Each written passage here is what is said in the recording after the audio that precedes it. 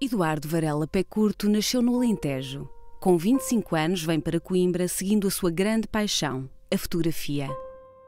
Como fotógrafo colaborou com diversos jornais nacionais e estrangeiros, publicou alguns livros e foi convidado a ilustrar outros, fez parte do Grupo Câmara e dirigiu durante 50 anos a secção de fotografia da histórica Casa Hilda. A par da fotografia teve outra paixão, a câmara de filmar, o que o levou a ser correspondente da RTP durante 20 anos. Agora, com 88 anos, o mestre da fotografia abre-nos as portas da sua casa para nos contar as histórias por detrás das imagens.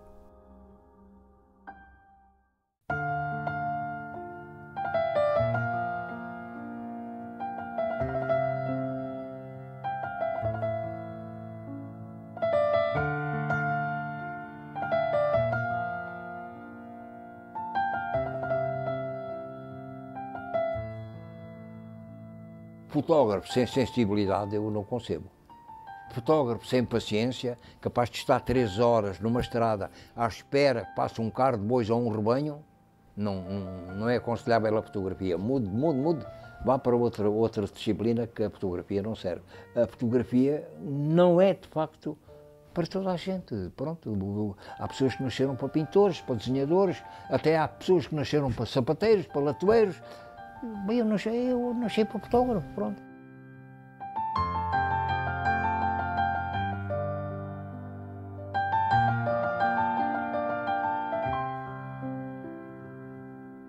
Ainda se recorda como é que começou a sua paixão pela fotografia? Recordo perfeitamente, porque isso é uma coisa que nunca mais esquece. Eu comecei ainda no liceu em Évora, por 2 motivos. Em primeiro lugar, porque a minha mãe dava-me uma semanada curta e eu precisava aumentá-la. E em segundo lugar, porque eu gostava muito de fotografia. Logicamente que fazendo fotografia no liceu e vendendo aos meus colegas, reunia as 2 necessidades e assim resolveu os meus problemas. Eu li algures que começou por volta dos 14, 15 anos e que havia um vizinho pasteleiro. Sim, ele não foi vizinho, eu cheguei a morar com ele. Porque o meu pai e esse senhor alugaram uma casa com 22 divisões e depois dividimos-la ao meio. Eles foram para um lado e eu fui para o outro. Esse foi um dos motivos porque eu também ganhei um pouco de paixão pela fotografia, porque eu nunca dispensava o pedido de ir ter com ele quando ele fosse fazer as revelações. Porque ele revelava, depois imprimia, tinha um secador para secar as fotografias e tudo isso contribuiu para alimentar aquilo de que eu já gostava, não é? Apesar de ter ido para Évora muito novo, foi com 8 anos, não foi? Sim.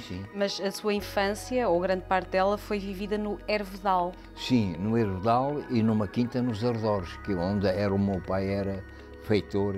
Foi muito importante para si ter crescido num meio mais rural?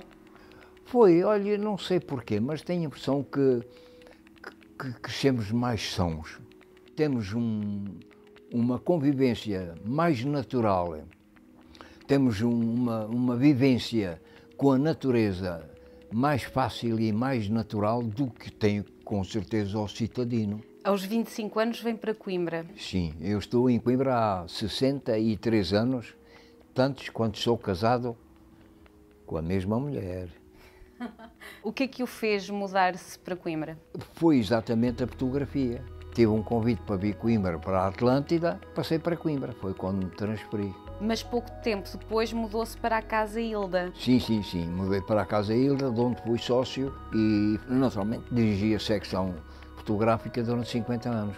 Mas inicialmente aquilo abriu como tabacaria, a fotografia era assim uma coisa muito levezinha, mas eu depois invertia a situação. É curioso que eu encontrei algumas pessoas que falavam sobre a Hilda e diziam que aquilo não era apenas uma loja de fotografia, mas era quase um local de encontro. Sim, onde podiam ir para saber todas as novidades sobre a cidade. Eu, quando vim para Coimbra, já existia cá um grupo de que eu era sócio, mesmo em Évora, que era o grupo de amadores de fotografia e cinema, Câmara, Grupo Câmara. E então, aquilo desenvolveu-se de uma maneira fantástica. Começámos com um boletim fotocopiado de uma folha, depois 3, depois 6, acabou por ser uma pequena revista.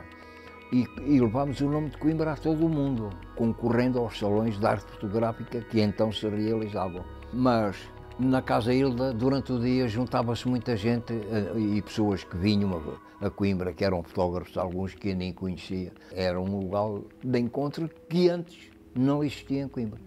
E que agora voltou a não existir, não é? E agora voltou a não existir. Até porque a fotografia agora está mais espalhada, tem mais expansão, é mais acessível a mesmo a quem não sabe nada de fotografia, anda tudo a fotografar e por consequência há uma dispersão, digamos assim, desses meios e aquele espírito que havia, era como a tertúlia dos cafés, também acabou praticamente, não é? E então a Hilda, a loja Hilda, tinha um H porque um dos sócios, que era o Dr. Moura Relvas, pai, entendeu pôr-lhe um H para toda a gente discutir, até uma Hilda em português tem ou não tem H, e então toda a gente vai falar da nossa loja, e assim aconteceu. Isto foi uma boa estratégia de marketing. Foi.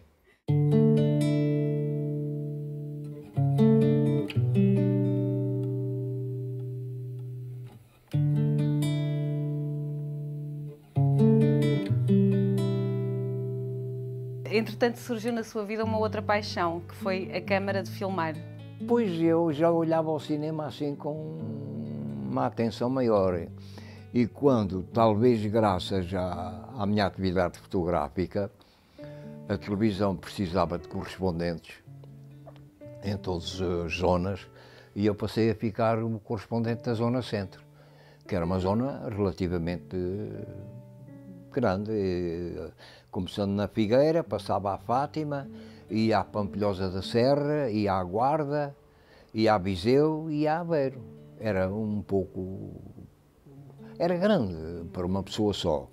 Isto não obstou que eu não tivesse ido até em Escapadelas ao Minho, ir à Espanha, onde fui ameaçado de prisão. Isso também é curioso. Estava lá um senhor tenente que não sei porquê, eu disse-lhe que queria filmar a Guarda Civil a guardar o comboio, os despojos, as malas, com os bens todos espalhados pela linha, e ele não autorizou. Então já vieram os alemães, já vieram os ingleses, já vieram os franceses e os espanhóis. Eu que venho de Portugal aqui, vou sem nada, não pode ser. Só com ordem do chefe dos serviços ferroviários. Lá vou eu telefonar para Madrid, eu estava em Salamanca, e então também filmei esse desastre, foi um desastre de comboio muito grande. E sabe como é que eu fui para esta reportagem? Isto foi no Natal. Eu estava já com a minha mulher e o meu filho no carro, fui à loja buscar uma coisa que me tinha esquecido, toco ao telefone e disse: você vai já para a Espanha. Não fui para Évora, como é evidente. Disse à minha mulher: queres ir comigo?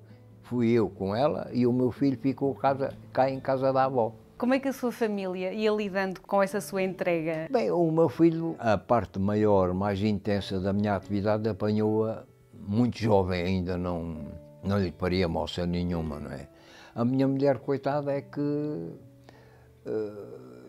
sofreu um isolamento maior, porque eu deixei de ter vida social e às vezes abalava, e, inesperadamente, não estava a contar com isso.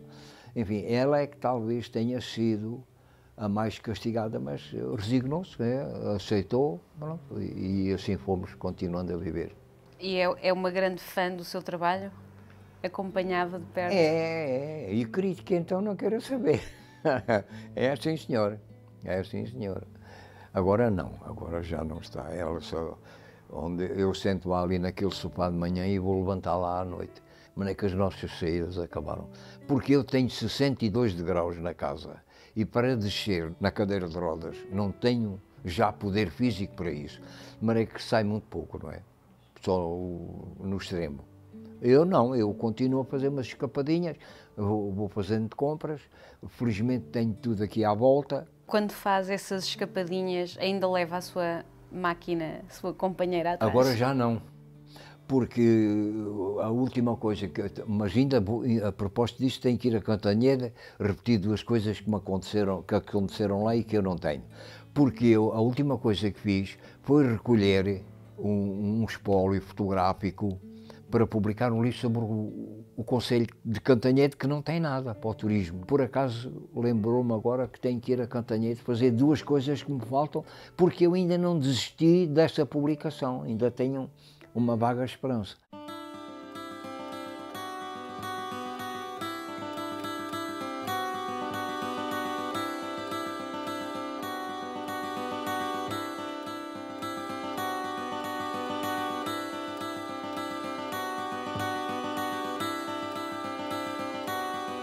Durante 20 anos trabalhou na RTP, ao mesmo tempo trabalhava na Casa Hilda, colaborou com vários jornais nacionais e estrangeiros, Sim. Foi ilustrador de livros, fez capas para discos, pertenceu ao grupo Câmara Fotografia, foi presidente da Assembleia Geral do Clube de Comunicação Social. E sou. E continua? Continuo a ser, e sou o sócio número 1. Parabéns. Membro do Conselho Artístico do Movimento Artístico de Coimbra. Fui, porque o movimento dissolveu-se. Não por culpa minha, mas dissolveu-se. Ou seja, exerceu em simultâneo uma série de funções. Agora veja. Como é que geria isto tudo? Com muita dificuldade. Era um saltar de um lado para o outro, sempre a correr. E a minha mulher dizia-me com razão, não tens tempo para nada, espera aí, come. E o que é que o motivava a fazer tudo isto, a trabalhar incessantemente? Sabe que eu não estou muito de acordo com... Isto parece um exagero da minha parte, mas não é. No fundo, não é. A senhora aplica o termo trabalhar. O que é que o levou a trabalhar? Eu não trabalhei, eu diverti-me, eu estava em pleno campo daquilo que eu sempre imaginei. Portanto, quando assim é, nem calcula. Eu ia morrendo 5 vezes a trabalhar para a RTP. E todas elas escapei. Mas nunca desisti, nem quando foi a primeira, nem quando foi a segunda, foi até ao fim. Infelizmente, numa delas morreu um colega jornalista que tinha ido para lá comigo e morreu um bombeiro que lhe quis acudir. Morreram 2 pessoas. De resto, escapei a ralis, ia sendo levando em cheio com um carro num rally, tive muita sorte. Desmoronamentos. Uma vez no incêndio fiquei cercado pelas chamas, sozinho, sem ninguém à vista. De maneira que, olha, tive sempre um anjinho da guarda que me ajudou. Devia ser algum anjo que gostava de fotografia, sabe?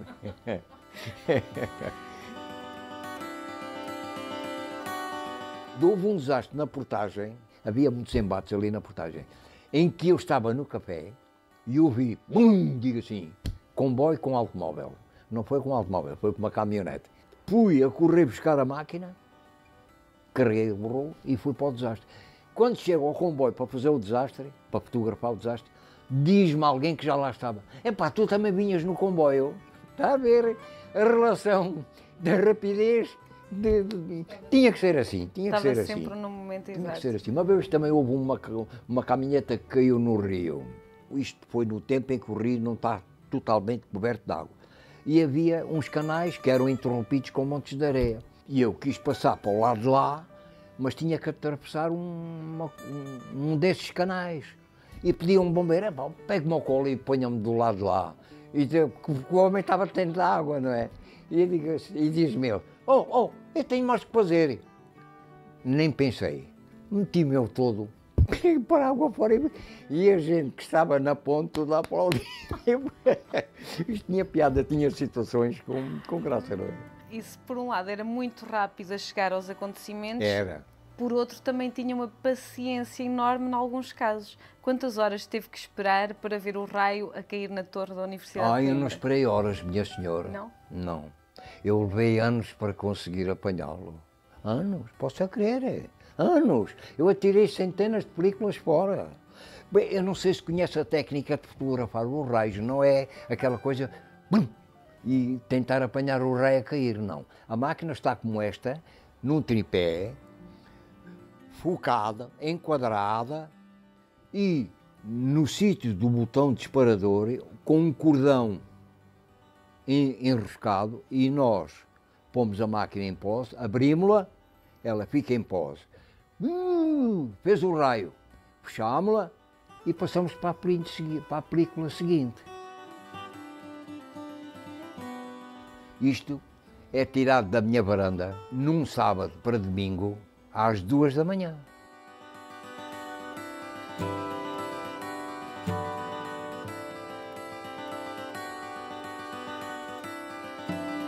Eu sei que tinha alguns temas preferidos, não é?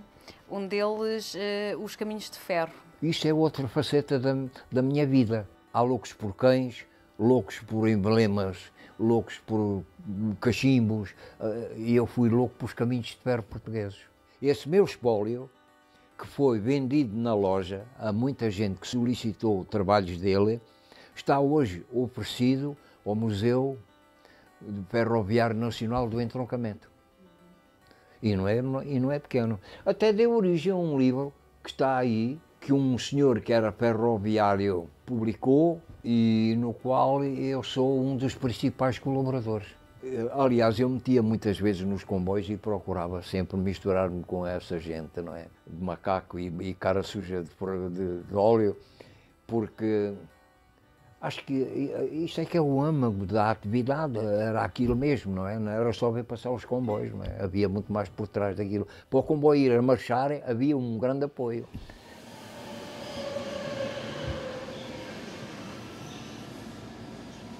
Quando se reformou, coincidiu mais ou menos com a invasão da fotografia digital.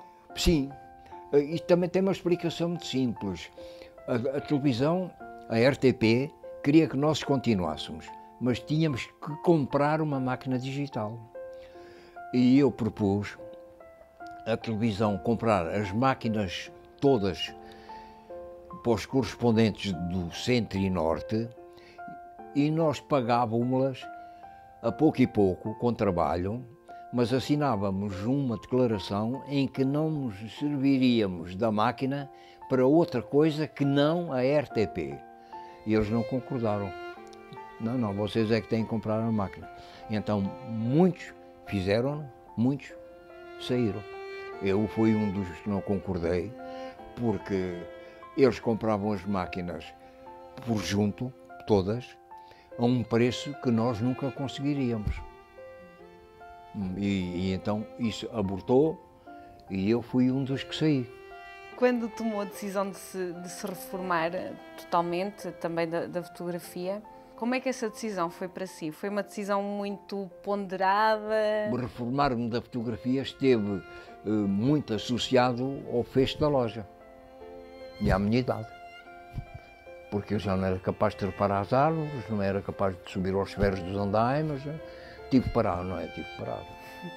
Agora com 88 anos, não é? 88. Se não tivesse sido fotógrafo e operador de câmara, que outra atividade se via a exercer? Nenhuma, só pode ser esta, só podia ser esta, não há alternativa. Eu não dou alternativas. Nem profissional de salto à vara? Isso é desporto, isso é outra coisa. Conte-nos. Não, isso é outra essa coisa. vertente. Foi também uma das minhas facetas. É o que eu digo, o digital na fotografia chegou demasiado tarde para mim. É uma técnica já espantosa, mas chegou demasiadamente tarde para mim. E o desporto, como a minha disciplina escolhida era a mais difícil e era uma das mais duras, que era o salto à vara, porque se caía na areia, não havia colchões, as varas não eram flexíveis e hoje, com os colchões, os atletas podem cair em qualquer posição, menos de cabeça para baixo, por causa da cervical. Eu também digo que no desporto os colchões e as varas flexíveis chegaram tarde demais para mim, porque eu fui para a vara porque tinha digamos, um jeito natural para aquele desporto. Tanto assim que o meu professor de ginástica obrigava-me a ir ao domingo à casa dele fazer ginástica, e dizia-me assim, tu se vais para Lisboa, eu se fosse para um curso superior, iria para Lisboa. Se vais para Lisboa, inscreves-te num clube daqueles grandes, o Benfica ou o Sporting, conforme o teu interesse ou desejo, e tu vais ser campeão de Portugal. Porque eu tinha um jeito natural para aquela coisa, sabe?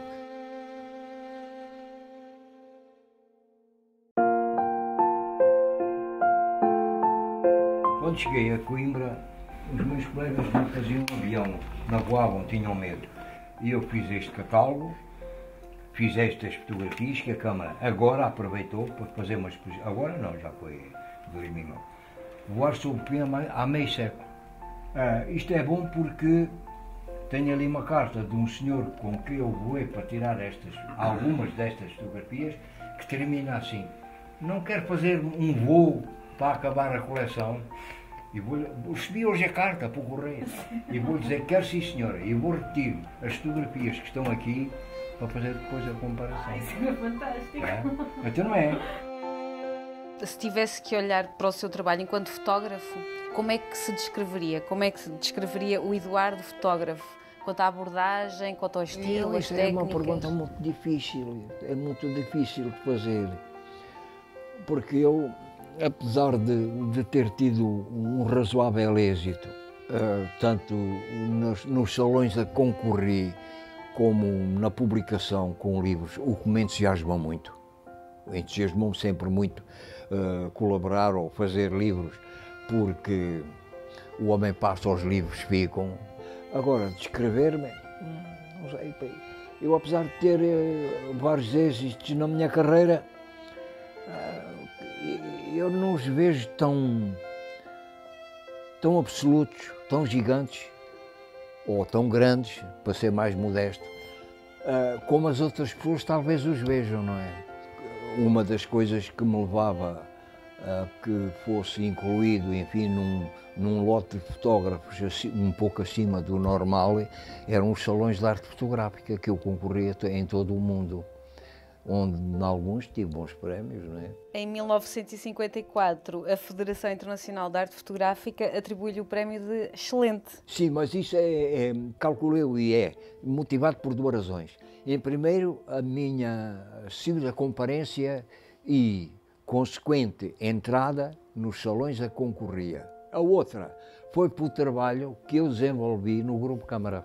Aquilo é um grau honorífico, digamos assim, não é? E que importância têm todos estes prémios para si? Agora já não têm tanto como tiveram, porque tenho a noção absoluta de que cheguei ao fim. E, portanto, eu não posso começar agora a viver de saudades, porque senão estou a chorar todos os dias.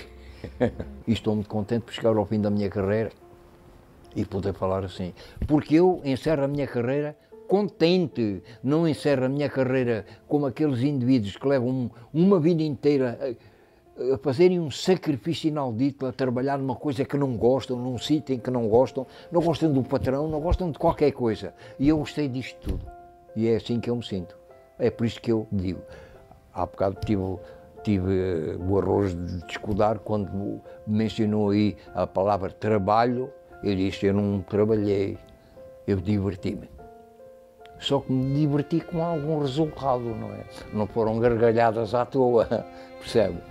E então acho que, pronto, atingi o meu fim.